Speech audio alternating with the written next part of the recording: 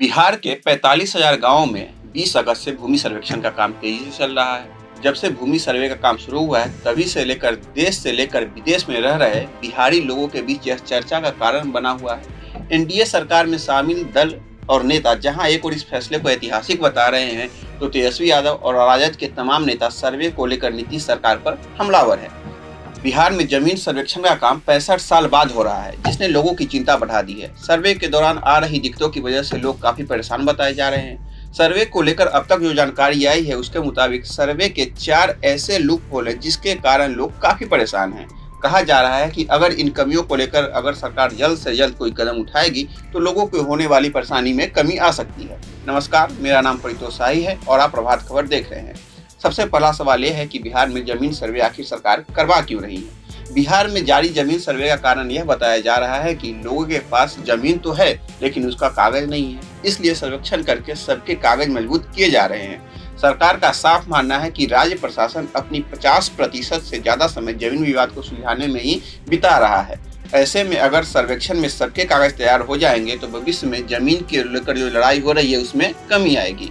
अब अगला सवाल यह है कि लोगों को परेशानी क्या क्या आ रही है। बिहार में बेरोजगारी का क्या आलम है, ये जग जाहिर है। रोजगार की कमी के कारण ज्यादातर पुरुष घर से हजारों किलोमीटर दूर अन्य राज्यों में जाकर नौकरी करते हैं। कम पढ़े लिखे लोग कम कमाई में किसी तरह से गुजर बसर करते हैं। इसी बीच बिहार सरकार ने राज्य में जमीन सर्वे का ऐलान कर दिया। जमीन सर्वे के दौरान कहीं उनकी जमीन न छिन जाए, इसका डर बड़ी संख्या में लोगों को सता रहा है। इस डर के कारण बड़ी संख्या में बाहर रह रहे बिहारी गाँव लौटने को मजबूर है।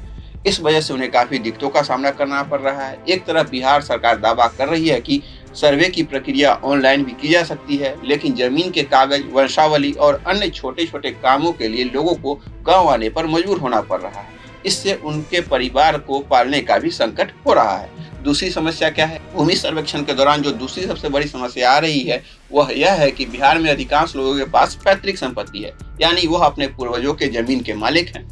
नियमों के मुताबिक उन जमीनों पर दावा के लिए वंशावली की जरूरत होती है और वंशावली बनाने का अधिकार सरपंचों को दिया गया है। कई जगह से ऐसी खबर आ चुकी है कि वंशावली तैयार करने में सरपंच लोगों को काफी परेशान कर रहे हैं।